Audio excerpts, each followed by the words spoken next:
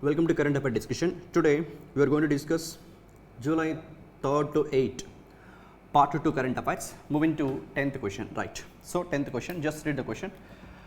Pension Fund Regulatory and Development Authority of India, in fact PFRDA, Pension Fund Regulatory and Development Authority has permitted T+0 settlement for NPS, National Pension System subscribers with effect from which date onwards? That's fine. Answer July 1st, this month starting only, July 1st 2024 onwards, right? We celebrate this day as SBA Formation Day, GST Day, National Doctors Day, okay, right? Anyway, here July 1st నుంచి national pension సిస్టమ్కి contribute చేసే subscribers ఎవరైతే ఉన్నారో వాళ్ళ అమౌంట్ని T+0 సెటిల్మెంట్స్ని తీసుకురావడం PFRDA తీసుకున్న ఒక important decision. Now let me explain everything with respect to this scheme. What is T+0, what is NPS, who can invest, what are the different types of accounts and who are fund managers, those kind of things that we are going to discuss from this question point of view, right? First of all, NPS, National Pension System. Any Indian citizen, okay, Indian citizens who are in India or in abroad can open if their age is in between 18 to 70 years. NPS, National Pension System. Indian citizens who are in India or in abroad also can open this particular account within the age limit of this bracket, that is 18 to 70 years, right? This NPS, National Pension System, is controlled by Pension Fund Regulatory Development, Pension Fund Regulatory Development Authority as per PFRDA Act 2013. And this PFRDA, that is Pension Fund Regulatory and Development Authority of India, it's in fact headquarters at New Delhi, right? Not only this NPS, any pension companies in India, like banking system is controlled by RBI, NBFCs, banks, HFCs, money market, trades platform, okay, monetary policy, all these things are regulated by, controlled by RBI. In the same manner, MSMEs by SEBI. In the same manner, capital market, securities market, SEBI. Alane, this pension sector ni regulate chese power, administrative power, every control lo undante Pension Fund Regulatory Development Authority, right? Now, coming to this particular scheme point of view, NPS, there are two types of accounts.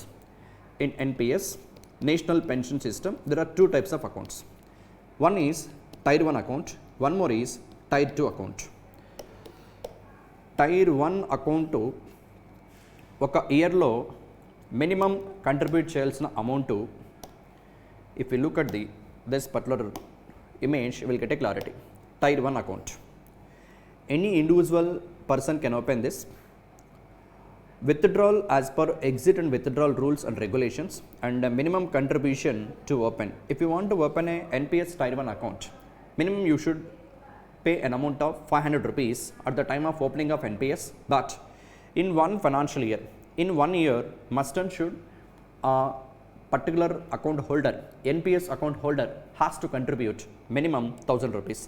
At the time of account opening, it is 500 rupee. Also, they can open by paying that much amount of money. It's in fact an investment only. Again, it's not a fee. It is an investment amount only. It reflects in that particular person NPS account. And in entire year, the minimum contribution should be 1000 rupees, right? Now, if any person want to open even a Tier 2 account, the one condition is they should possess Tier 1 first. అంటే Tier 2 account open చేయాలి అంటే కంపల్సరీగా Tier 1 ఉండాలి, okay? Tier 1 account లేకుండా Tier 2 account open చేయడానికి లేదు, okay? Next thing, and Tier 1లో amount ఏదైతే కంట్రిబ్యూట్ చేస్తున్నామో 1 ఇయర్లో NPS అకౌంట్కి, దాన్ని విత్డ్రా చేయాలి అంటే సర్టన్ రూల్స్ అండ్ రెగ్యులేషన్స్ ఉన్నాయి. ఇష్టం వచ్చినట్టు విత్డ్రా చేయడానికి లేదు. But Tier 2, no restrictions. Whenever we want the amount in Tier 2 account, we can withdraw, okay? And minimum contribute చేయాల్సిన amount 250 rupees at the time of opening, but there is no restriction on minimum contribution per year. Okay, tier 2 open చేసేటప్పుడు minimum 250తో contribute చేయాలి, but there is no such a kind of restrictions, there is no such a kind of rules and regulations that in tier 2 they should deposit minimum this much amount of money like that, but in tier 1 లో అయితే minimum ఇయర్కి 1000 rupees contribute చేయాల్సి ఉంటుంది. Okay right. And tier 1లో AMC charges ఉంటాయి, annual maintenance charge, but tier 2కి సెపరేట్గా annual maintenance charges pay చేయాల్సిన పని లేదు. రైట్. నెక్స్ట్ థింగ్, దిస్ ఎన్పిఎస్లో అసెట్ క్లాసెస్ 4 ఉంటాయి. ఇప్పుడు suppose first let me come across asset classes, then how investment చేసుకోవచ్చు అనేది I will give a clarity. Right. There are 4 different classifications. Asset class E, asset class CGA, asset classes E అని, C అని, G అని, ఏ అని, మొత్తం 4 types ఉన్నాయి. ఈ అంటే ఈక్విటీస్, అంటే షేర్స్ అన్నీ కూడా. యాక్చువల్గా ఎన్పిఎస్లో ఇన్వెస్ట్ చేసే అమౌంట్, కంట్రిబ్యూట్ చేసే అమౌంట్ మనం పెన్షన్ ఫండ్ మేనేజర్స్ని సెలెక్ట్ చేసుకుంటాం. ఆ పెన్షన్ ఫండ్ మేనేజర్ ఏం చేస్తారంటే తీసుకెళ్ళి మార్కెట్స్లో ఇన్వెస్ట్ చేస్తూ ఉంటారు. అక్కడ నుంచి వచ్చినటువంటి రిటర్న్స్ని ఈ కంట్రిబ్యూటర్స్కి డిస్ట్రిబ్యూట్ చేస్తూ ఉంటారు. Okay right. So equities, corporate bonds, government securities, next alternative investment funds, ఇలా 4 టైప్స్ ఆఫ్ అసెట్ క్లాసిఫికేషన్స్ ఉన్నాయి.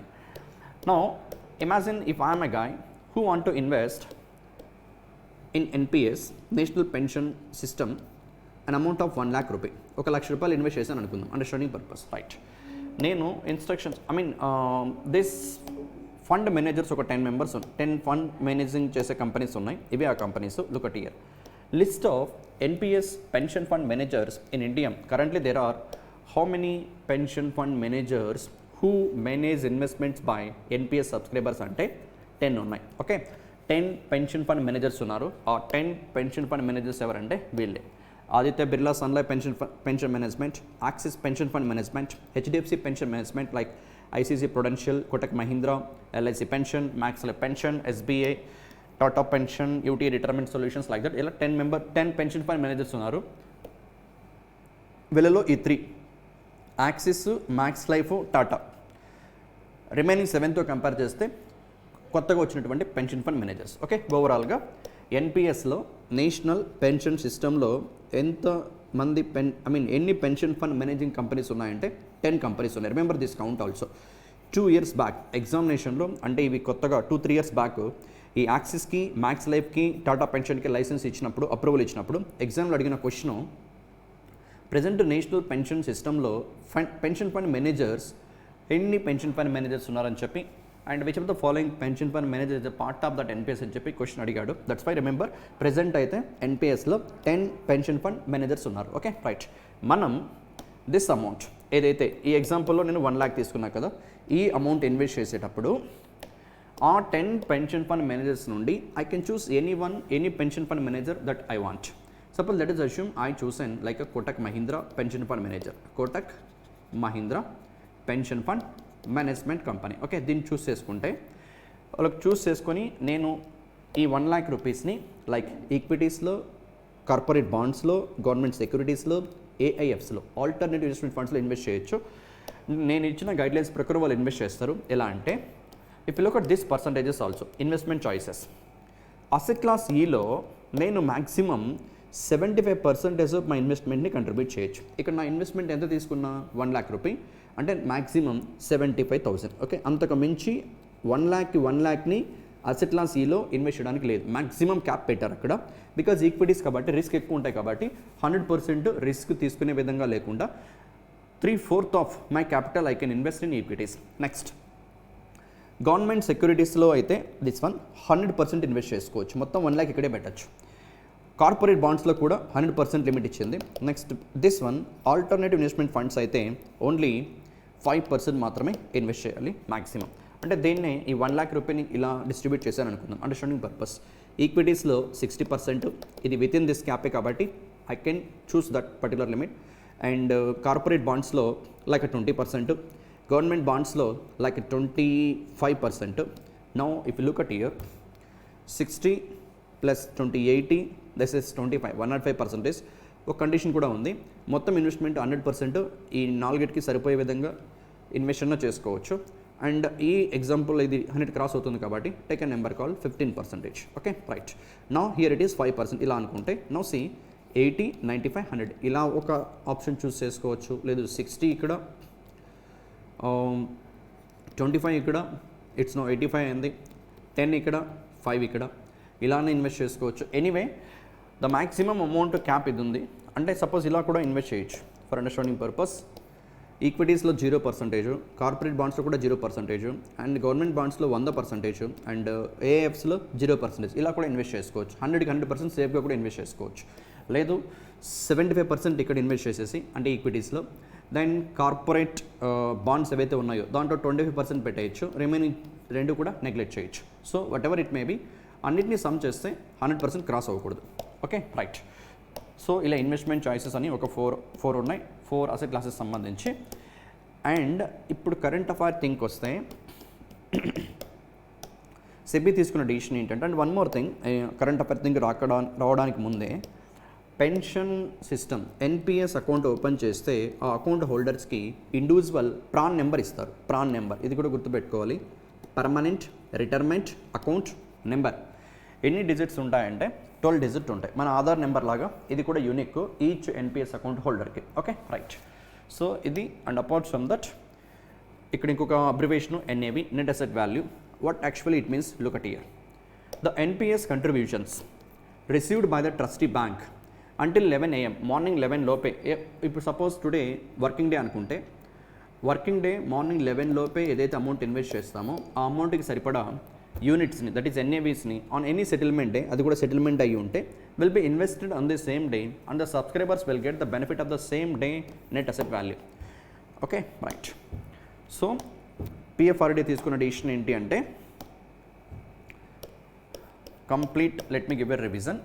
This day onwards T+0 system. ఇప్పుడు ప్రజెంట్ అయితే T+0 system. From which day onwards the pension fund regulatory and development authority has permitted T+0 settlement for national pension system subscribers with effect from July 1st onwards. Okay, T+0 settlement.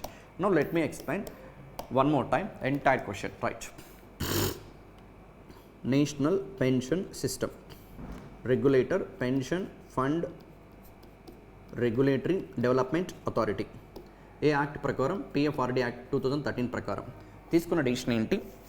ప్రీవియస్గా ఎన్పిఎస్లో contribute చేస్తున్న amount ఏదైతే ఉందో ఆ contribute చేసిన amount సరిపడా యూనిట్స్ని, NAV, net asset వాల్యూని allocate చేయడానికి T+1 day time పట్టేది.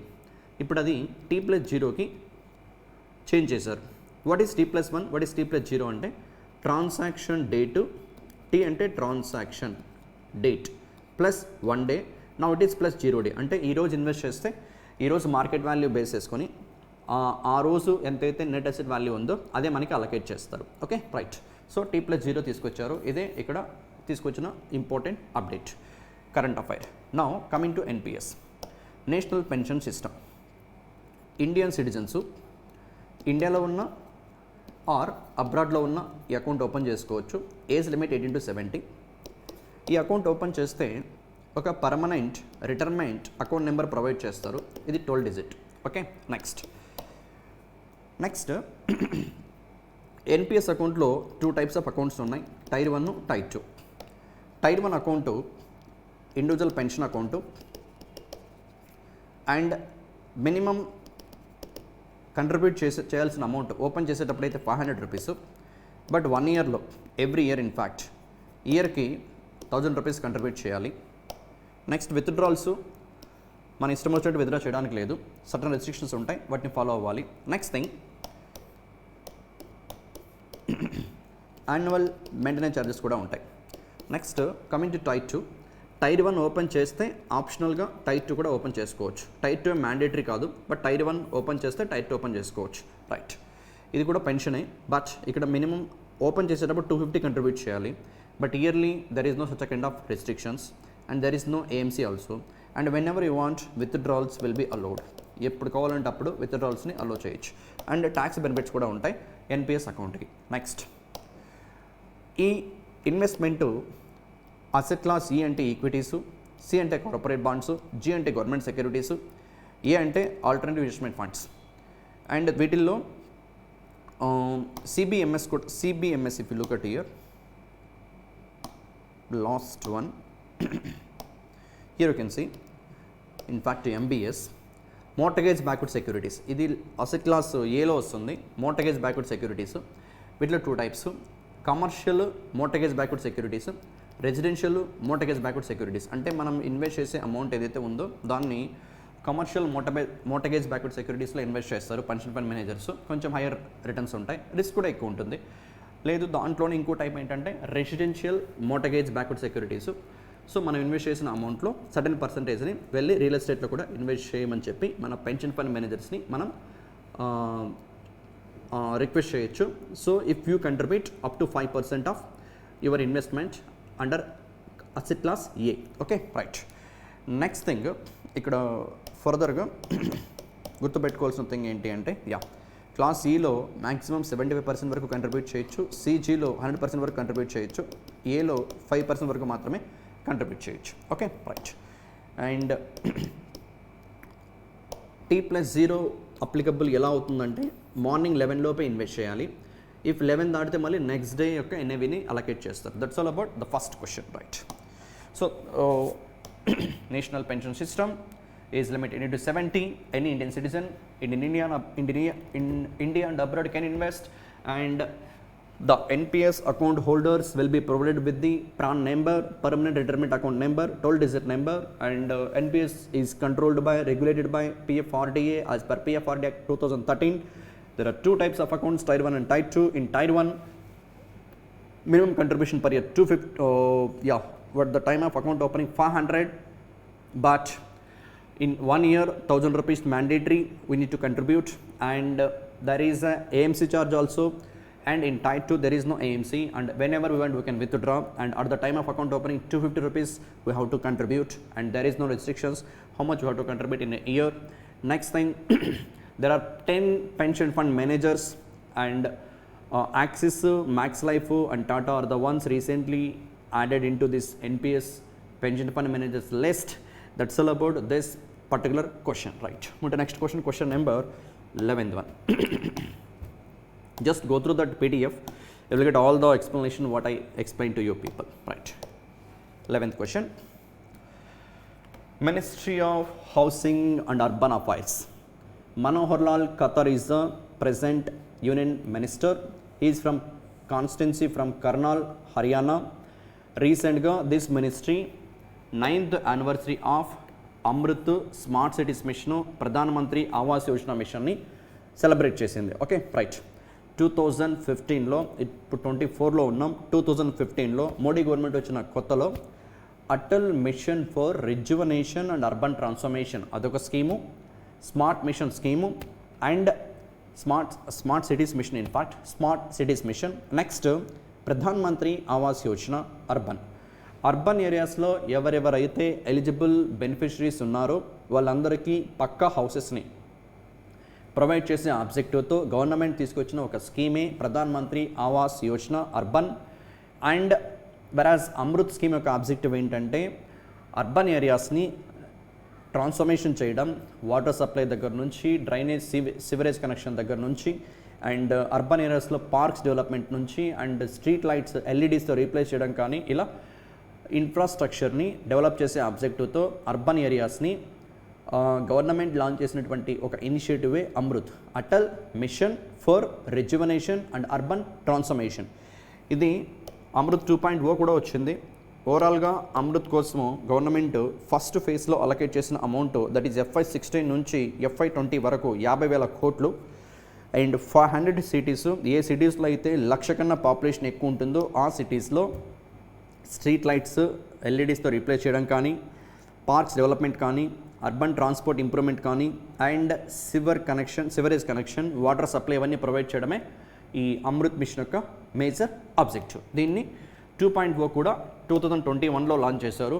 Again with objectives called water supply, sewerage and water body rejuvenation, all those things.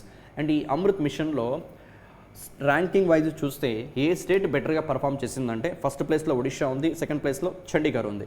Plus Awas Yojana ఇందాక చెప్పాను, ప్రతి ఒక్కరికి ఎలిజిబుల్ బెనిఫిషరీస్కి హౌసెస్ని ప్రొవైడ్ చేయడమే టార్గెట్. ఇనిషియల్గా పెట్టుకున్న టార్గెట్ హౌసింగ్ ఫర్ ఆల్ అని చెప్పి 2022 వరకు పెట్టుకున్నారు. కోవిడ్ వల్ల అది అచీవ్ చేయలేదని చెప్పి ఇంకా కొంచెం డెడ్ లైన్ ఎక్స్టెన్షన్ ఇచ్చారు. దట్ ఈస్ ప్రెజెంట్ అయితే Pradhan Mantri Awas Yojana urban dead line is December 31st, 2024. It means by that day ఇండియాలో 1 lakh కన్నా ఎక్కువ పాపులేషన్ ఉన్న అర్బన్ ఏరియాస్లో ఎవరెవరైతే ఎలిజిబుల్ బెనిఫిషరీస్ ఉన్నారో వాళ్ళకి ఖచ్చితంగా పక్కా హౌసెస్ని ప్రొవైడ్ చేయడమే ఈ స్కీమ్ యొక్క major objective. And smart cities machine అయితే 100 సిటీస్ని వరల్డ్ క్లాస్ ఇన్ఫ్రాస్ట్రక్చర్తో డెవలప్మెంట్ చేయడమే objective. That's all about this 11th question. 3 schemes రీసెంట్గా 9th యానివర్సరీ సెలబ్రేట్ చేసుకున్నారు. ఏ మినిస్ట్రీ అంటే ministry of housing and urban affairs. ఆ స్కీమ్స్ ఏంటంటే అమృత్ మిషన్ ఒకటి, స్మార్ట్ సిటీస్ మిషన్ ఒకటి, and ఇంకోటి ప్రధాన మంత్రి ఆవాస్ యోజన అర్బన్. ఈ 3 స్కీమ్స్ని ఇంప్లిమెంటేషన్ చేస్తున్న మినిస్ట్రీ ఏది అంటే ministry of housing and urban affairs. ఆ ప్రజెంట్ మినిస్టరు మనోహర్ లాల్ ఖతరు, ఆయన constituency Karnal from Haryana. Okay, right. That's all about this particular question. ఉంటే next question number 12th. In fact, just now 11th over, no, 12th question. Yeah, it is again a question which I need to explain a few points here. Recently, our Cabinet Committee on Economic Affairs approved the fair and remunerative price of sugarcane for sugar season 2024-25. Actually, sugar season ni October 1st of this year నుంచి September 30 of next year వరకు చెప్తారు. Okay, remember this one. Last year RRB ఎగ్జామ్స్లో mains ఎగ్జామ్స్లో అడిగాడు sugar season ఏ month start అయ్యి ఏ మంత్లో ఎండ్ అవుతుంది. October 1st every year October 1st start అయ్యి that next year September 30 end అవుతుంది. Okay, right. సో నా ఇంకా ఈ డేట్ రాలేదు. FY it means simply 2024-25 sugar season October 1st నుంచి September 30 వరకు. ఇంకా ఈ డేట్ రాలేదు. బట్ ఈ డేట్ తర్వాత ఈ ఇయర్ షుగర్ సీజన్కి పర్ క్వింటాల్ షుగర్ కేన్కి గవర్నమెంట్ ఫిక్స్ చేసిన FRP ప్రైస్ ఎంత అంటే FRP fair and remunerative price ఎంత అంటే 340 పర్ క్వింటాల్. అదే ప్రీవియస్ ఇయర్ షుగర్ సీజన్కి ఎంత ఉంది పర్ క్వింటాల్ కంటే 315 ఉంది. దీంట్లో ఆల్మోస్ట్ 8% వరకు 7 పాయింట్ చేంజ్ వస్తుంది, 9 చేంజ్ వస్తుంది. టేక్ అ రౌండ్ ఫిగర్ 8% వరకు ఇంక్రీజ్ చేసి ఈ ఇయర్ దట్ ఈస్ 24-25 రాబోతున్న షుగర్ సీజన్కి FRP ప్రైస్ని 340 పర్ క్వింటాల్ ఫిక్స్ చేశారు per quintal. But there is one condition. ఎప్పుడు పే చేస్తారంటే 340 పర్ క్వింటాల్కి if sugar recovery rate is 10.25%. 10.25%. Now the question is what is sugar recovery rate. Sugar recovery రేట్ని ఎలా measure చేస్తారంటే first of all FRP గురించి clarity ఇచ్చి then I will come across sugar recovery rate. Look at here what is FRP. This is the price declared by the government which mills are legally bound to pay to farmers for the cane procured from the farmer. Okay, farmers నుంచి mills sugar cane mills ఏవైతే sugar కేన్ని procure చేస్తున్నాయో ఆ ఫార్మర్స్కి per క్వింటాల్కి sugar cane mills pay చేయాల్సినటువంటి minimum rate ఎంత అంటే that is fair remunerative price ఎంత అంటే 340 పర్ క్వింటాల్. అంతకన్నా తక్కువ పే చేయడానికి లేదు. But with one condition. ఆ కండిషన్ ఏంటంటే sugar recovery rate government fix చేసినటువంటి percentage 10.5%. Now what is sugar recovery rate? If you look at next statement, sugar recovery rate, sugar recovery is the ratio between sugar produced అంటే denominator sugar recovery rate equals to denominator ఎంత షుగర్ని produce చేసాం, sugar ఎంత produce చేసాం divided by cane crushed, sugar కేన్ని ఎంత crush చేసాం, crushed sugar కేను ఎంత. Okay, suppose let us assume 100 kgs అది 1 క్వింటాల్, రైట్? 1 క్వింటాల్ని క్రష్ చేసాం. సపోజ్ 11 kg షుగర్ని ప్రొడ్యూస్ చేసాం అనుకుందాం. ఓకే, 100 kgsని షుగర్ని క్రష్ చేసి ప్రొడ్యూస్ చేసిన షుగర్ వాల్యూ 11 kgs అనుకుంటే ఈ ఎగ్జాంపుల్లో we can say 11% is the sugar recovery rate. అంటే క్రష్ చేసిన షుగర్ నుంచి ఎంత పర్సంటేజ్ ఆఫ్ క్రష్ చేసిన షుగర్ కేన్ నుంచి ఎంత పర్సంటేజ్ ఆఫ్ షుగర్ని ప్రొడ్యూస్ చేస్తున్నాం అని క్యాలిక్యులేట్ చేసి చెప్పడాన్నే షుగర్ రికవరీ రేట్ అంటారు. గవర్నమెంట్ ఫిక్స్ చేసిన షుగర్ రికవరీ రేట్ పర్సంటేజ్ ఎంత అంటే 100 kgల షుగర్ కేన్ని క్రష్ చేస్తే అట్లీస్ట్ 10.5 kilos షుగర్ని ప్రొడ్యూస్ చేయగలిగితే అలాంటి షుగర్ కేన్ కన్నా ఫార్మర్స్ నుంచి ప్రొక్యూర్ చేసుకుంటే దిస్ మిల్స్ ఫార్మర్స్కి పే చేయాల్సిన అమౌంట్ ఎంత అంటే దట్ ఈస్ ఎఫ్ఆర్పి ఎంత అంటే ఫెయిర్ అండ్ రెమ్యునరేటివ్ ప్రైస్ ఎంత అంటే ఇట్ ఈస్ 340 పర్ క్వింటాల్. ఒకవేళ మన ఎగ్జాంపుల్లో షుగర్ రికవరీ రేట్ 11% వచ్చింది, 15%, 16% ఇలా వచ్చింది అనుకుందాం అండర్స్టాండింగ్ పర్పస్.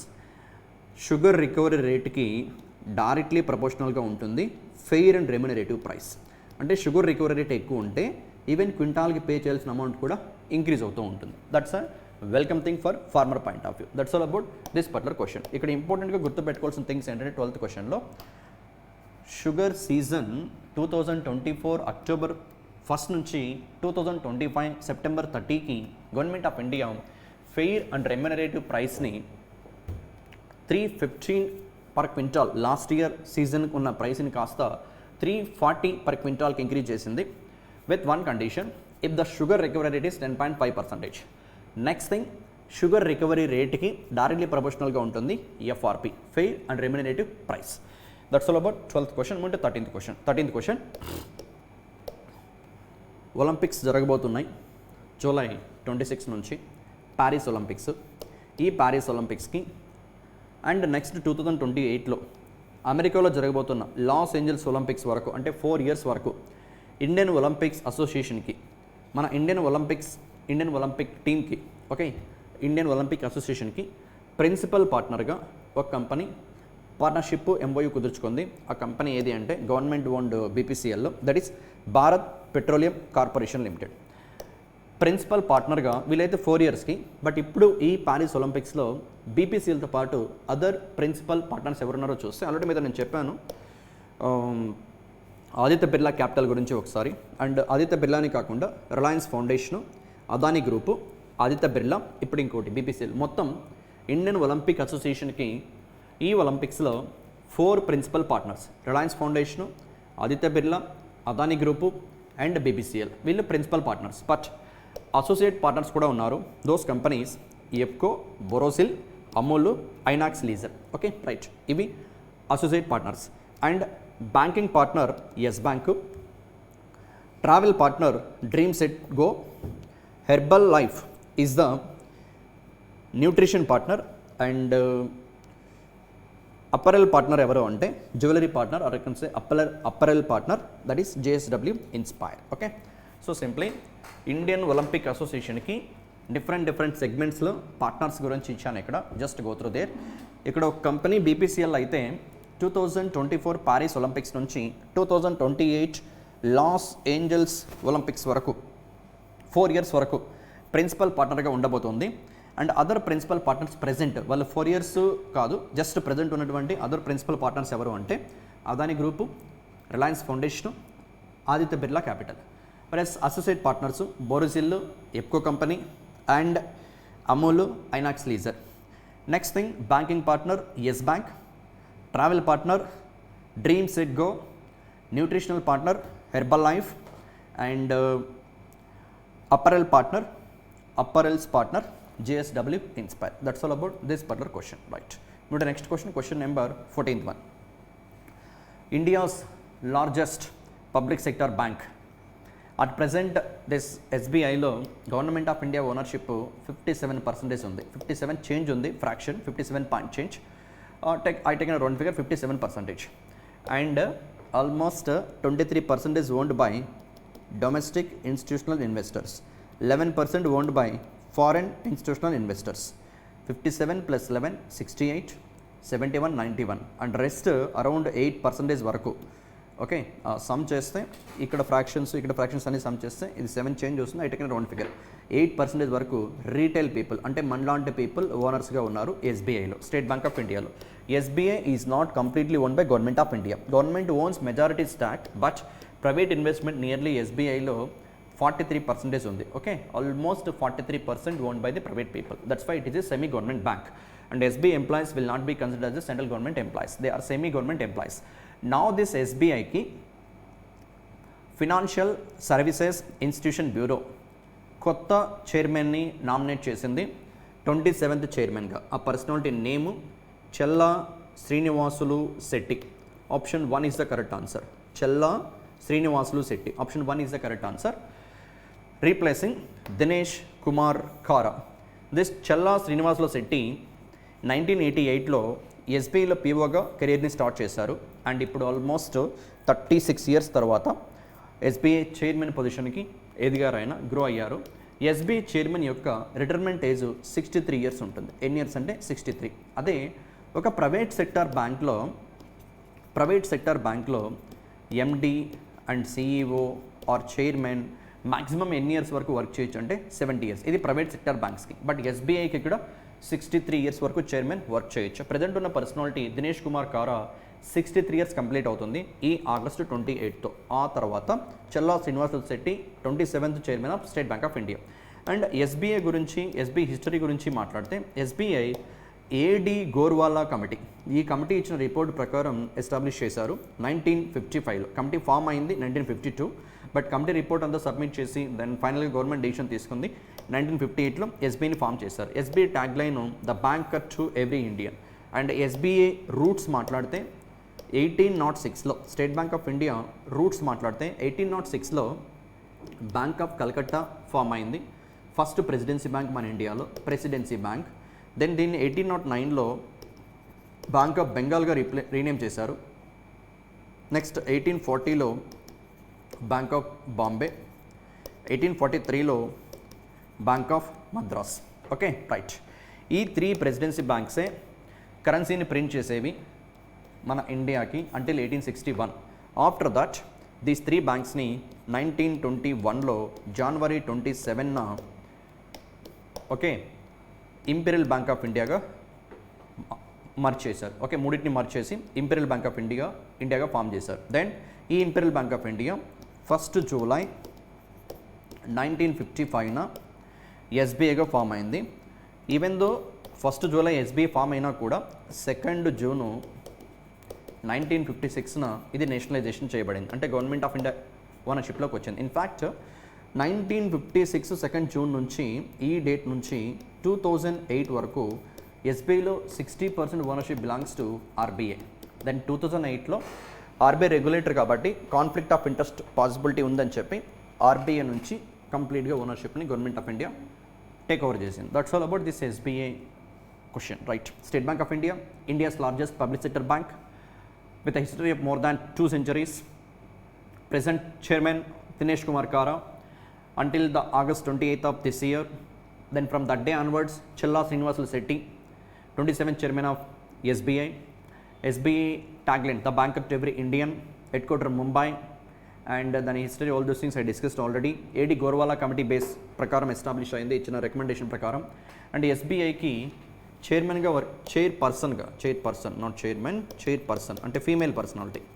ఇప్పటి వరకు ఎస్బీ హిస్టరీలోనే ఒకే ఒకసారి ఫీమేల్ చైర్పర్సన్ వర్క్ చేశారు 2013 నుంచి 2013 నుంచి 2016 వరకు. And that personality Arundhati Bhattacharya. Okay, that's all about this particular question. Okay, just go through all the information in PDF, you will get a clarity what I discussed here. Okay right. Move to next question, question number 15th one right. So ఈ question ఏంటంటే TReDS అనే platform ఒకటి ఉంది. TReDS first question చదివితే తర్వాత will discuss remaining things. Name the bank that has recently partnered with receivables exchange of India limited to offer pre shipment financing solution for MSMEs, micro small and medium enterprises. Right. Answer అయితే DBS bank, development bank of Singapore, DBS bank India. మన ఇండియాలో present TReDS platforms ఒక 3 ఉన్నాయి. ఆ 3 కూడా RXIL ఒకటి, receivables exchange of India limited, trends limited, దాన్ని invoice mart అంటాం. Next thing mind solutions private limited, దాన్ని M1 ఎక్స్చేంజ్ అని కూడా పిలుస్తారు. ఓకే, బ్రాండ్ నేమ్ అది. ఒకసారి let me give a clarity. TReDS, TREDS, trades, trade receivables electronic discounting system. Trade receivables electronic discounting system. ఈ trades ప్లాట్ఫామ్స్ని provide చేయడానికి మన ఇండియాలో 3 కంపెనీస్ ఉన్నాయి. RXIL, receivables exchange of India limited, M1 exchange, invoice mart. Okay, 3 companies ఉన్నాయి. And ఈ trades ప్లాట్ఫామ్ని regulate చేసే body RBI, reserve bank of India. నా ఈ ట్రేడ్స్ ప్లాట్ఫామ్స్లో ఒకటైన RXILతో DBS బ్యాంకు పార్ట్నర్షిప్ కుదుర్చుకుంది. ఎలా ట్రేడ్స్ ప్లాట్ఫామ్ వర్క్ అవుతుందంటే ఎంఎస్ఎంఈస్, మనమే ఒక ఎంఎస్ఎంఈ కంపెనీని ఓనే ఉన్నాం అనుకుందాం, understanding purpose. MSME micro small and medium enterprise, right. ఇక్కడ కరెంట్ అఫైర్ థింగ్ ఏంటి, pre shipment financing facility provide చేయడానికి, pre shipment financial facility provide చేయడానికి ఆర్ఎక్స్ఐఎల్ డిబిఎస్ బ్యాంక్తో పార్ట్నర్షిప్ అయింది. ఎలా వర్క్ అవుతుందంటే, నార్మల్గా MSMEs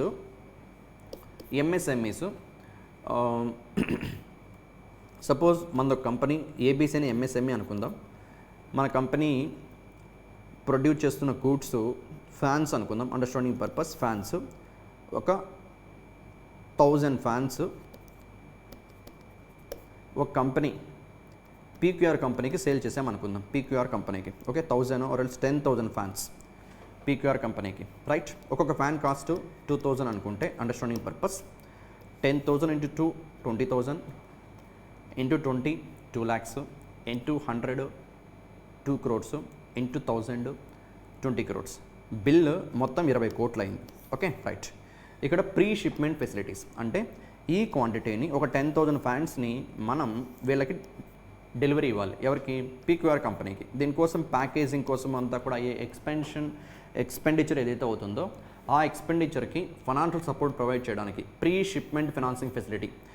if look at year now, మనం as a ఎంఎస్ఎంఈగా ఈ ఇన్వాయిస్ని 20 కోట్ల వాల్యూ చేసే ఇన్వాయిస్ని ఏదైతే మనం ఈ కంపెనీకి సేల్ చేస్తున్నామో వీళ్ళు అప్రూవ్ చేసిన తర్వాత, బై చేస్తున్నట్టు అప్రూవ్ చేసిన తర్వాత ఎంఎస్ఎంఈ, మన ఏబీసీ ఎంఎస్ఎంఈ ఈ ఆర్ఎక్స్ఐఎల్ ప్లాట్ఫామ్లో అప్లోడ్ చేయొచ్చు. అప్లోడ్ చేస్తే DBS bank financial support loan provide చేస్తుంది. That's all about this TReDS platform గురించి. ఎలా వర్క్ అవుతుందంటే, ఎంఎస్ఎంఈస్కి వర్కింగ్ క్యాపిటల్, ఆపరేటింగ్ క్యాపిటల్ కోసము లోన్స్ ప్రొవైడ్ చేయడానికి క్రియేట్ చేసిన ఒక ప్లాట్ఫామే TReDS platform. Trade, receivables, electronic discounting system, 3 platforms ఉన్నాయి. 3 ప్లాట్ఫామ్స్ ఆఫర్ చేస్తున్నారు ట్రేడ్స్ ప్లాట్ఫామ్ని. 3 companies, RXIL, M1 exchange, invoice smart. ఇక్కడ న్యూస్లో ఆర్ఎక్స్ఐఎల్ ఉంది. ఈ ఆర్ఎక్స్ఐఎల్తో డిబిఎస్ బ్యాంక్ టైఅప్ అయింది to provide pre shipment finance facilities for this MSME company. That's all about this particular question. ఇండియాలో ఫస్ట్ ట్రేడ్స్ ప్లాట్ఫామ్ని ప్రొవైడ్ చేసిన కంపెనీ కూడా ఇదే, RXIL, right. That's all about this question. ముందు next question, question number 16th one, right. 16th question ఏంటంటే, ఇక్కడ కూడా ఎంఎస్ఎంఈస్కి సంబంధించి SBI, State bank of India ఇందాక తీసుకున్న ఎగ్జాంపుల్లో ఇన్వాయిస్ ఉంది కదా, లైక్ ఏబీసీ కంపెనీ పీక్యూఆర్ కంపెనీకి 20 కోట్ల వాల్యూ చేసే ఫ్యాన్స్ని సేల్ చేసిందని చెప్పాను కదా. ఇప్పుడు సపోజ్ ఆ పీక్యూఆర్ కంపెనీ క్రెడిట్కి 10,000 ఫ్యాన్స్ని పర్చేజ్ చేసింది అనుకుందాం. అంటే ఏంటి, జూలైలో పర్చేజ్ చేశారు పీక్యూఆర్ కంపెనీ ఏబీసీ కంపెనీ నుంచి ఒక 10,000 ఫ్యాన్స్. నౌ మేబీ వాళ్ళు బిల్ పే చేయడానికి ఒక 60 days టైం తీసుకుంటున్నారు అనుకుందాం, 2 months టైం తీసుకుంటున్నారు అనుకుందాం, అండర్స్టాండింగ్ పర్పస్. అంటే మనం క్రెడిట్కి వాళ్ళకి సేల్ చేసాం, వాళ్ళు మనీ పే చేయడానికి ఒక 2 months టైం అడిగారు.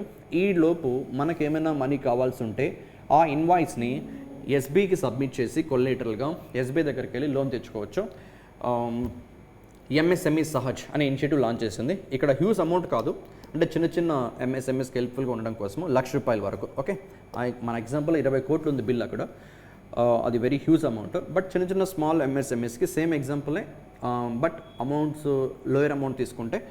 సో ఎంఎస్ఎంఈ సహజ్ అనే ఇనిషియేటివ్ ద్వారా state bank of India micro small and medium ఎంటర్ప్రైజెస్కి working క్యాపిటల్ని provide చేయడానికి, ఎంఎస్ఎంఈ సేల్ చేసిన గూడ్స్ యొక్క ఇన్వాయిస్ బేసిస్ లోన్స్ ఇవ్వడానికి ఒక ఇనిషియేటివ్ లాంచ్ చేసింది బ్యాంకు. ఎస్బీఐ లాంచ్ చేసిన ఇనిషియేటివ్ ఏంటి అంటే MSME Sahaj.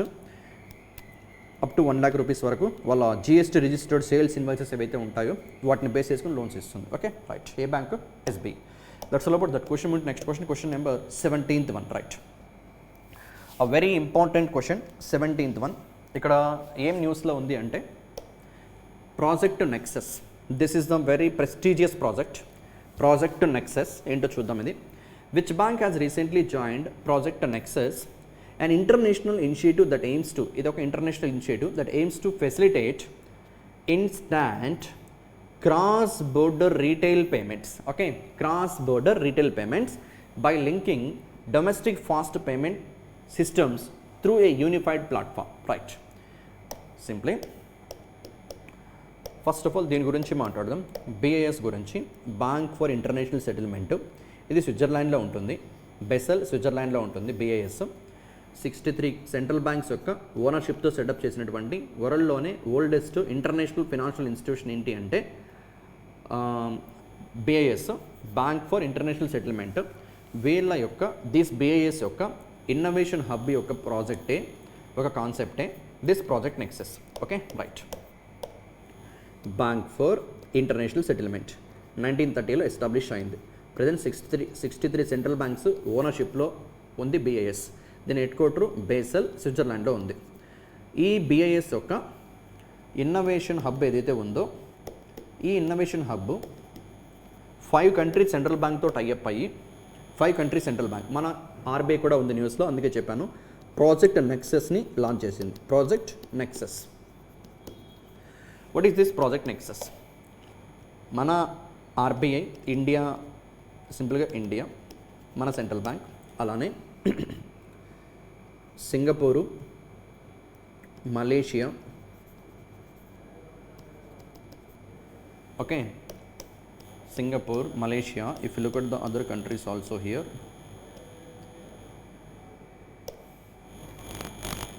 Singapore, Malaysia, next India already చెప్పాను కాబట్టి ఓకే, ఇండియా SIM అయింది, సింగపూర్ ఒకటి,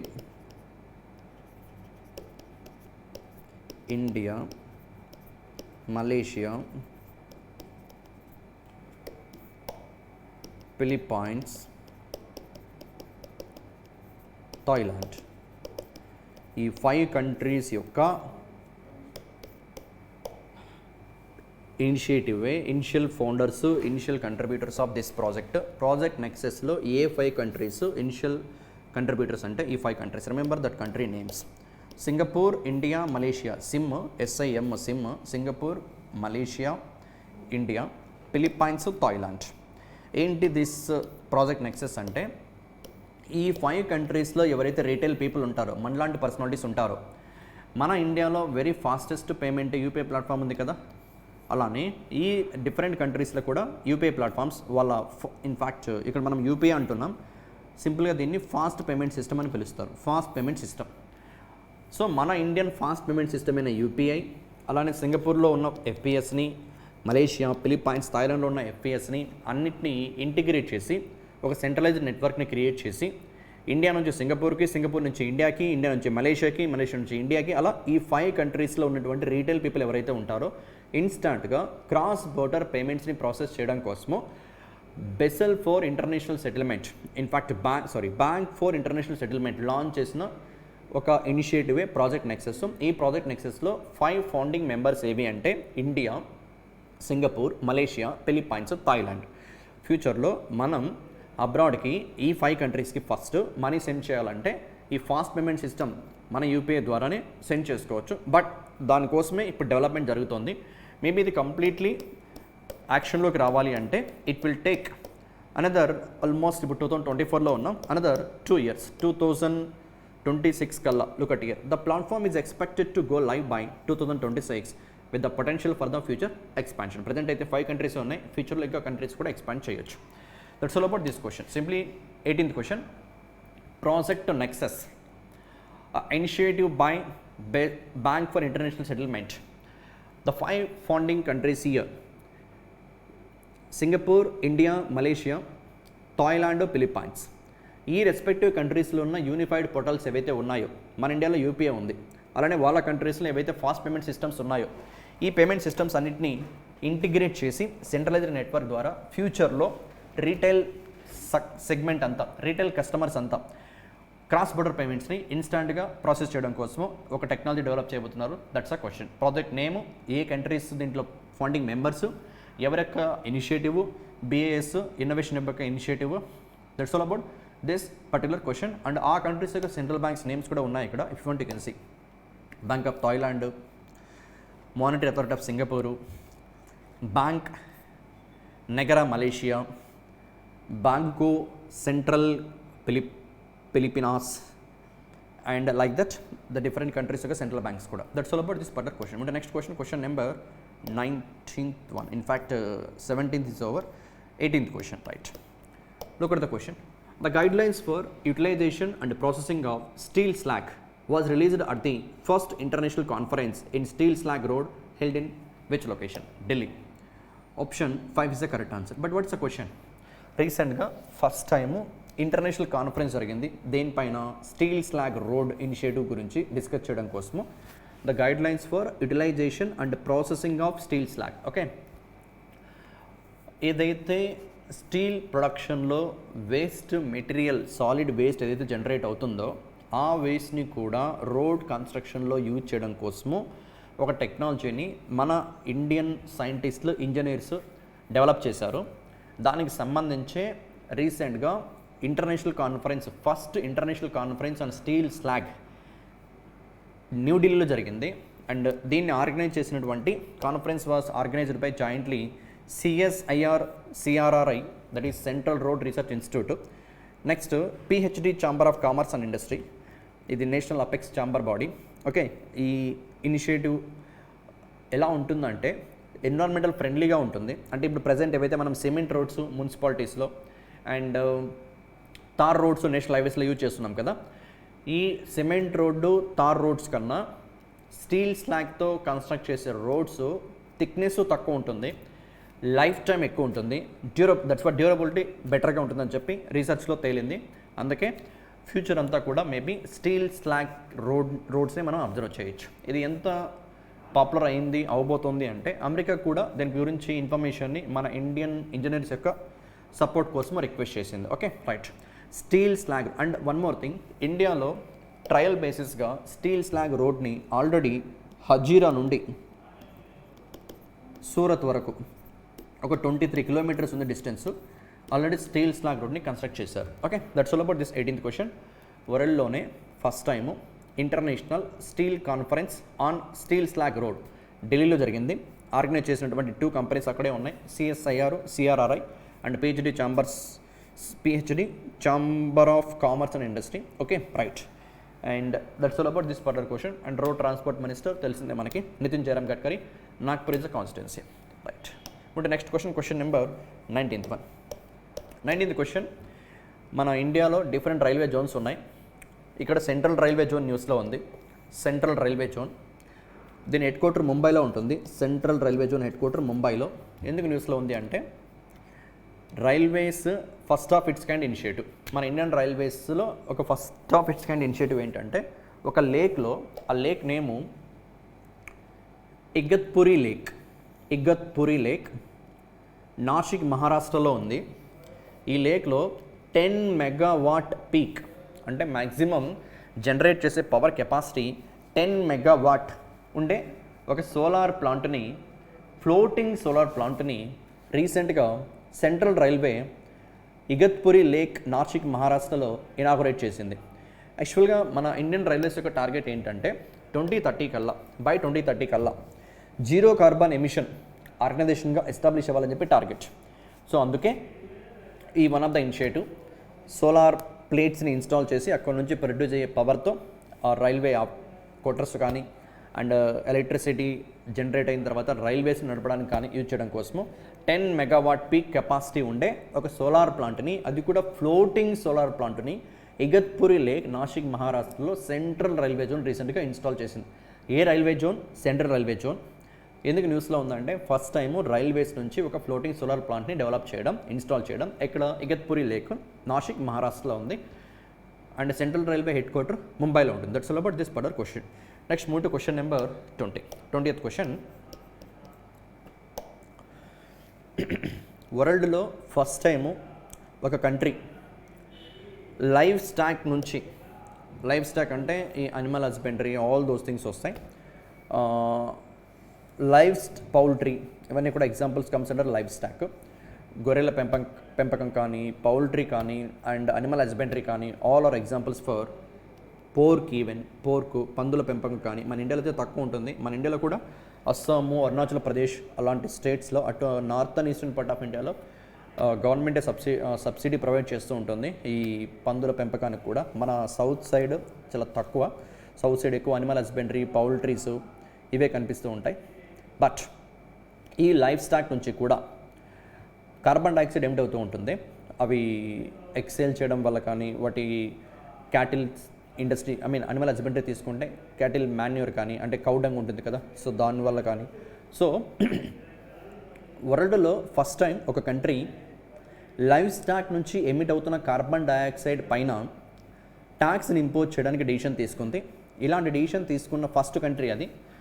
ఏ ఇయర్ నుంచి ట్యాక్స్ ఇంపోజ్ చేయబోతున్నారంటే 2013 నుంచి. Countries Denmark. Option 5 is the correct answer. Denmark, a major pork and dairy exporter, becomes the first country to introduce a tax on livestock carbon dioxide emissions in 2030.